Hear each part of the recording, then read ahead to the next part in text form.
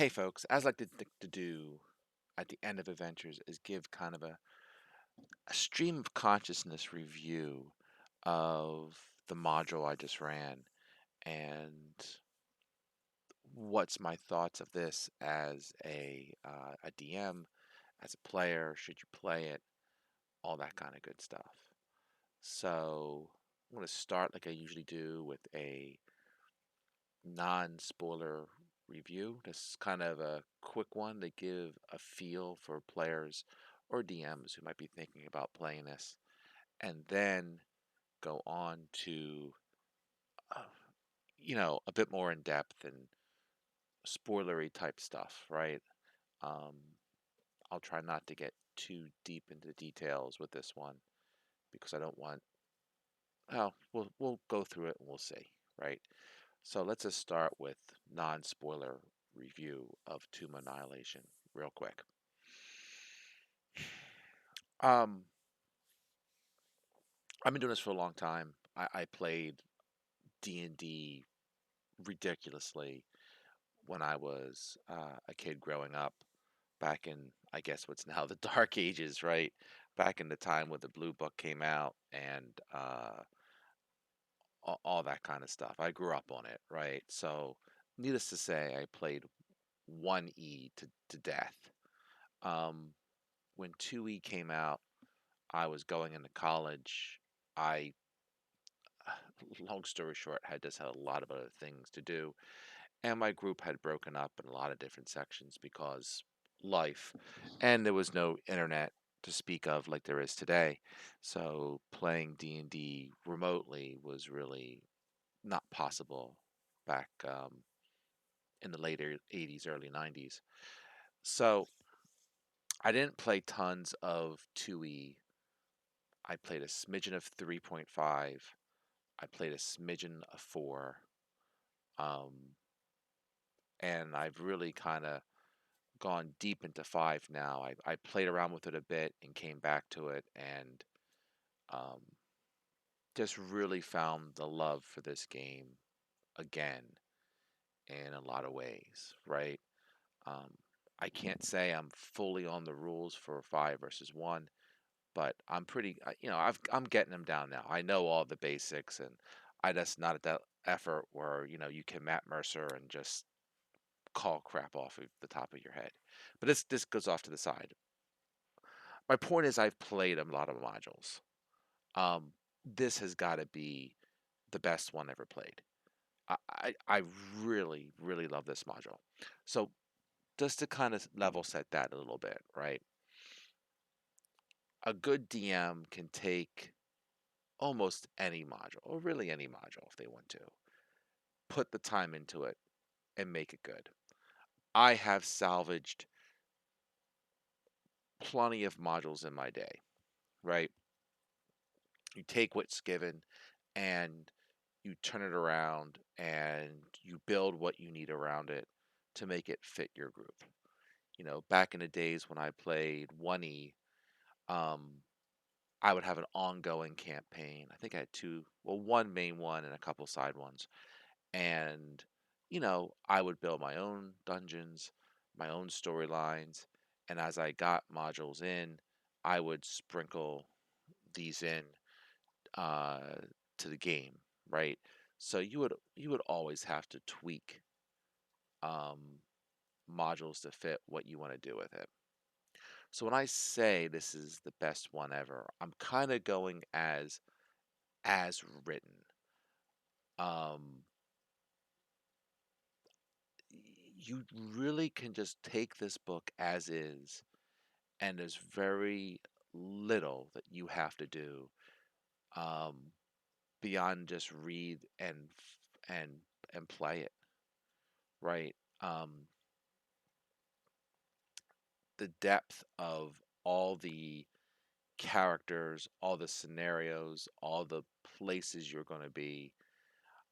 I really can't think of another module like it. I just can't.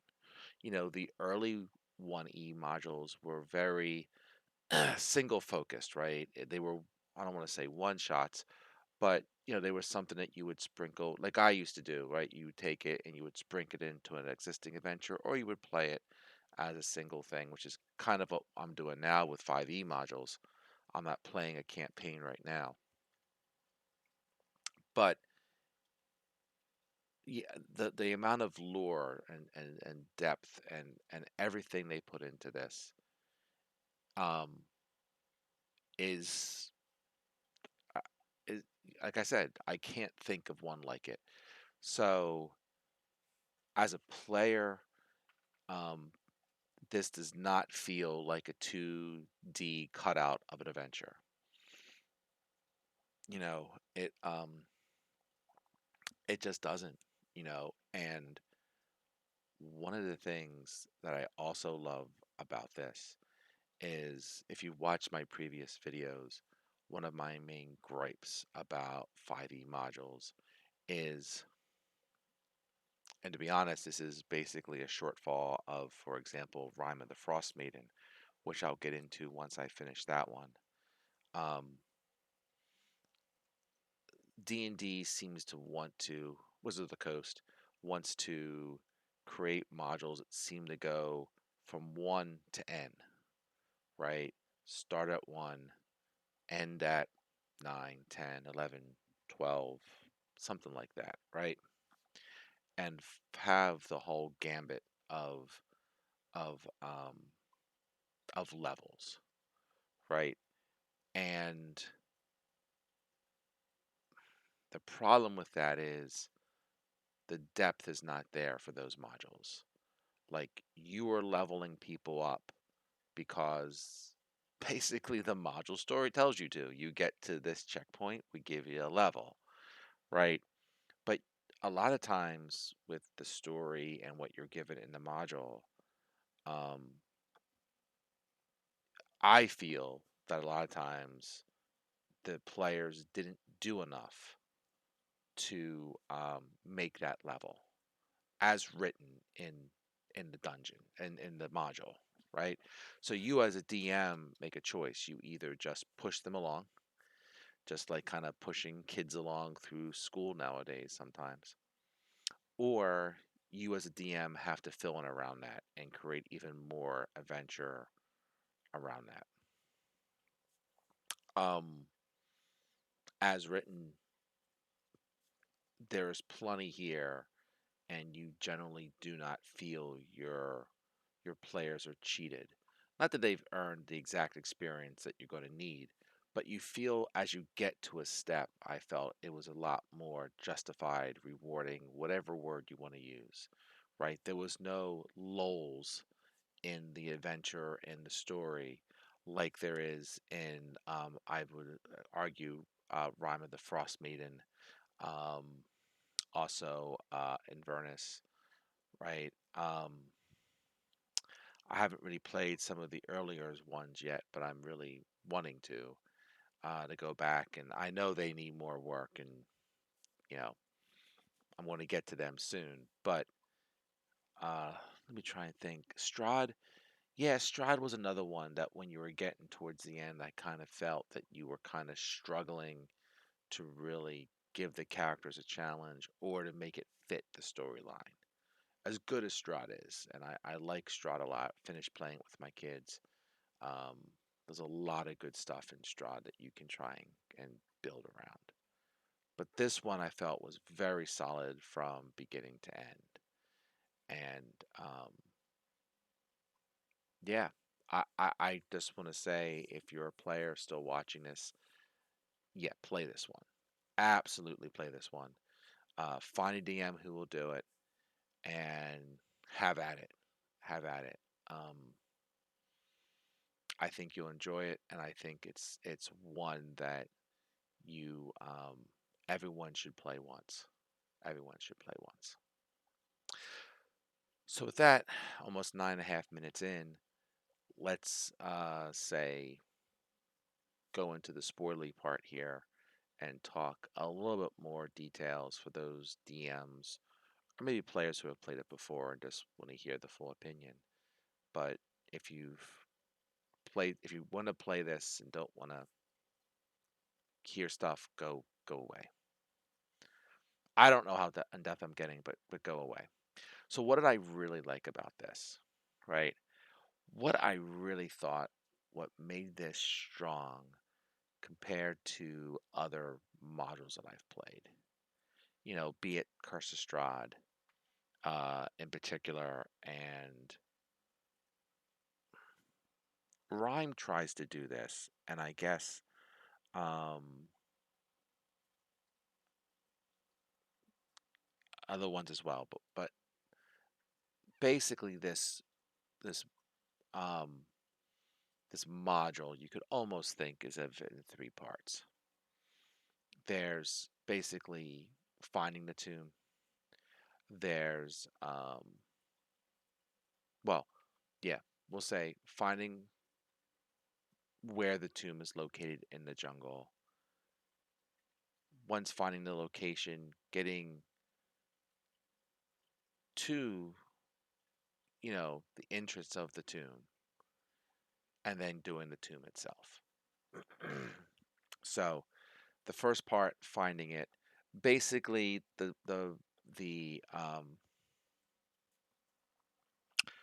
characters have to kind of wander the jungle and find out clues and encounters and try to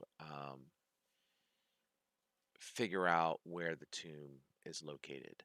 Now, there's a lot of random monsters here, and at some point you can start skipping them, but there is plenty of stuff to do in the jungle to keep your players occupied.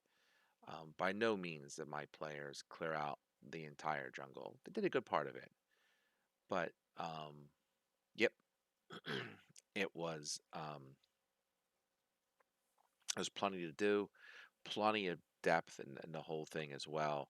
You have all different kinds of um, guides to hire to take you into the jungle. They all have little quirks or their own um, goals that they're trying to achieve, depending on who you pick and what they know, what they don't know. Um, Really, really good stuff, right? So, as a DM, I would say making sure you got to be a little gentle with the characters at level one for sure. But once they get through a couple encounters, you can get them to two and three, then the whole jungle part of it really shines. And like I said, plenty of places to send them, plenty of things you can throw at them. Um, Even though the jungle's a little random, I really thought it worked out really well. And at the point that you find the tomb, which is in the city of Omu, at that point, the city itself is that second level. So it's almost like because this almost has three major chapters, right? You can think of beginning, middle, and end if it makes you happy. Um, it really breaks it up in a way that I feel, um, you know, I would say Strahd tries to, but Strahd is feels like more a little more sandboxy until you get into the castle. Uh, Rhyme at the beginning is ridiculously random and no real ties to anything to the main story. And even then, it's kind of I feel this. I haven't finished playing it, but I've read it obviously, and I think it picks up at the end for sure, but takes people in a direction I don't think they really thought they were going to go when they signed up for it, which is fine, which is fine. But um, the beginning, middle, end feel to Rhyme is really weak, is really weak and disjointed, right? Whereas this is it's solid all the way through. So okay, so you get through the jungle, you get to Omu. At that point, as someone who's playing, you have that second part, which is exploring the city, trying to figure out what's going on. Lots of puzzles. If your group loves puzzles, this is the place to go. This is puzzle module heaven. There were more puzzles and more things to figure out throughout the second, third, chapter, if you want to think of it, section of this book than than there than most other things I went into. And then at that point, once you've gotten through all the lore and studying through um, the city of Omu, then you get to go and finally get into the tomb, which is, I would say, if you took the famous Tomb of Horrors, which is just trying to outright kill you, and and toned it down a little bit. Um, you basically have Tomb of Annihilation. You know, it's not as unfair as Tomb of Horrors, but there are things in there that are similar, right? And just some nits, right? Um, I would say when your players get to the tomb and are going to do the tomb, I think what I did as best um, worked out best, and I still had a player who rage quit. Um, but basically, tell your players you are going to die, right? Like, there is no way you're going to get through this unscathed. And my group did very well. They really did. Um, they almost had one player die, almost two during the tomb. Probably should had one person die in the city itself before this. Um, that I let wiggle out that I probably shouldn't have, but um, it's okay. They got some poetic justice at the end. They died in the end the same way they should have died in the city, which I thought was hilarious. Um, but at any rate, right? Um, let them know you did a really good job getting this far. Good luck doing the tomb. Some of you will die, and make sure that's clear that some of them are going to die. And there are people who say this is kind of unfair a little bit, but I really thought it was spot on. And the characters, now granted, the one person who played is like an escape room junkie, and therefore um, really led the group like spectacularly throughout the tomb. And he was the only one who made it out alive. And if anyone was going to make it out alive, it deserved to be him. So that was kind of rewarding. But yeah, yeah. So make sure that you understand is that the group understands it. Run it. If they're careful, they'll get through. If they're not, they will get decimated multiple times over. But it was a really good challenge for them. It really was. The only nit I had with the tomb itself, and this is a nit, and something that you could probably correct if you wished, right? In various ways with random monsters or whatever. Tomb of Horrors felt exactly how I thought for all its unfairness for Tomb of Horrors. Um, it does feel like a tomb that there are traps everywhere, right? And they're in the halls, they're in rooms. It it's really well laid out, and Tomb of Annihilation is too. But towards the end, the players are starting to catch on that the hallways were pretty safe and the rooms not so much. So why do we keep going into rooms that we probably don't need to when we're just going to get killed when we go there? Like there's not really, once you've picked up on it by the second or third level, it's like, gee, am I really getting out of going into these rooms and going through these death traps, when I can kind of try and just skip some of them, just try and figure it out. Excuse me, it's after midnight. So,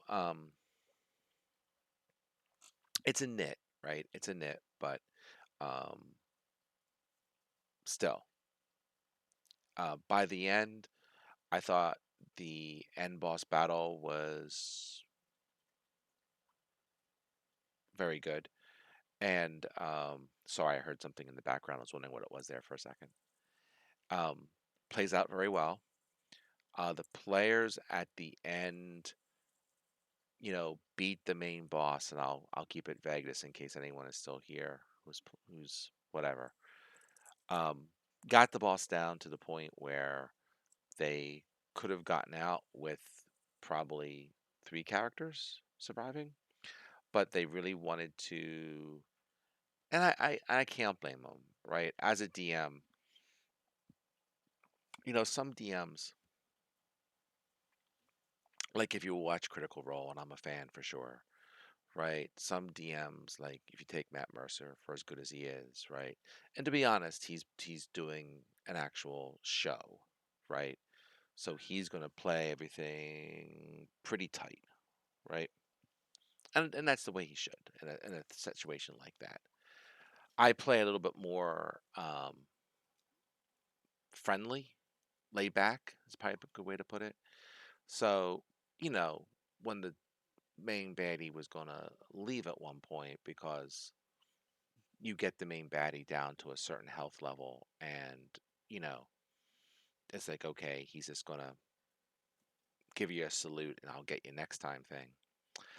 Um, they wanted to finish the battle with him, and I thought that was a good change, right? Because I mean, we've been playing this module. It took us a good year to play it. Now, granted, we took breaks in between, and we had weeks we couldn't play because life, but still, it was almost a year commitment to get through this.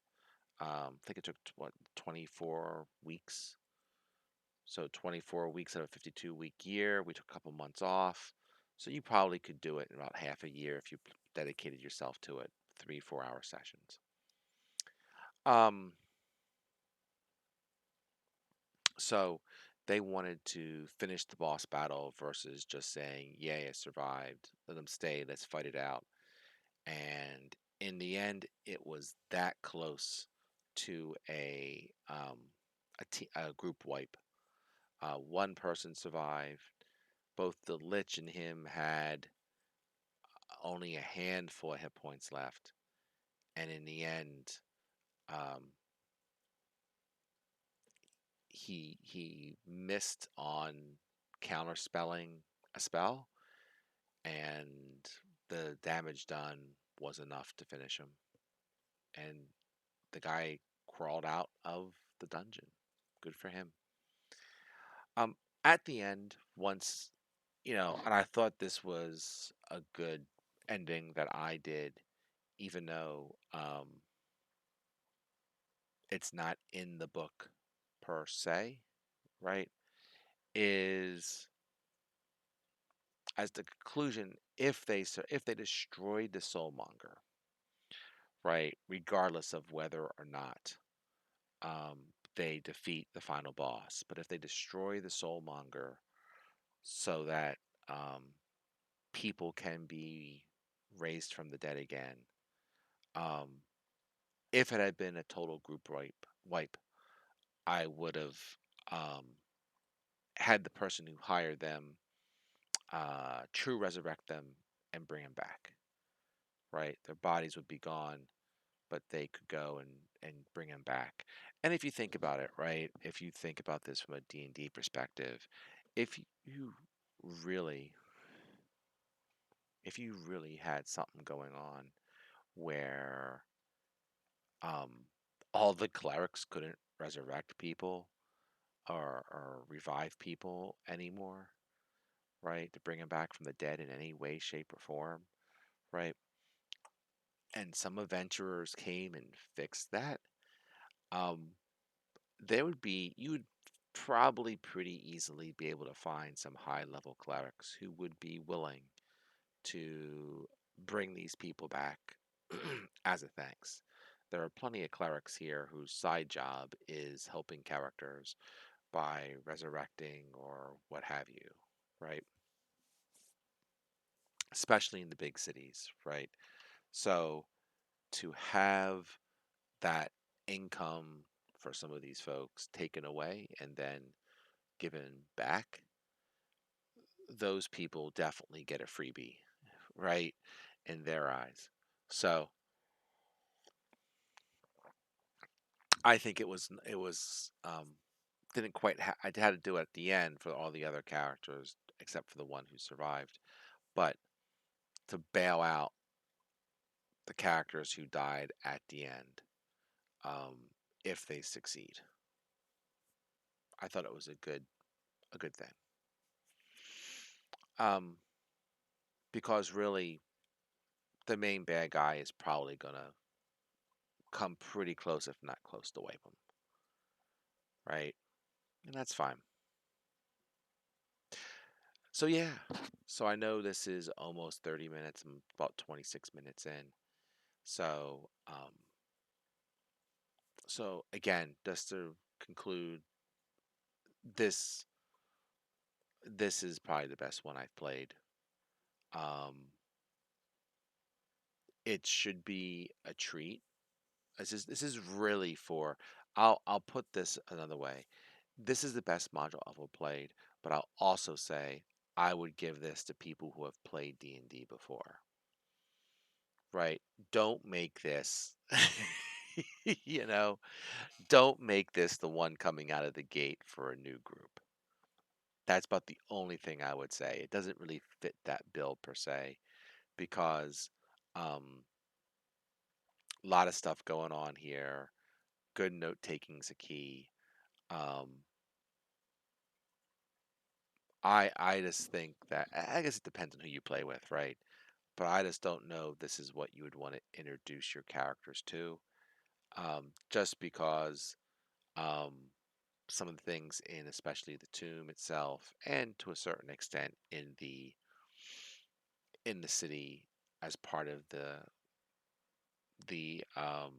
puzzles they have to do. I just think it'd be good to have do something else as a starter. That's all. But outside of that, yeah, play this. Um, it's a classic. That's my 2 cents. I think this is a classic, and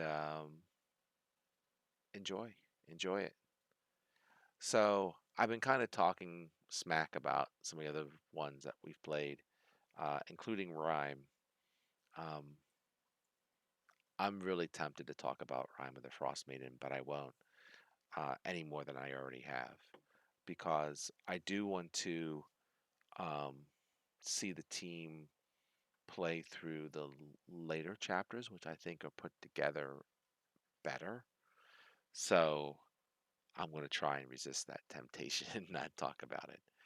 But I would say if you've got a choice between this and Rhyme or some of the ones that came out after this, definitely play this one. All right. I repeated myself enough times about joying over this, right? But yeah, I'm kind of hoping I can convince my second group with my 2 sons to run this again someday. I would gladly run this again for folks because I think it's just that good. It's just that good. All right. Have a good night. Enjoy and have a good one.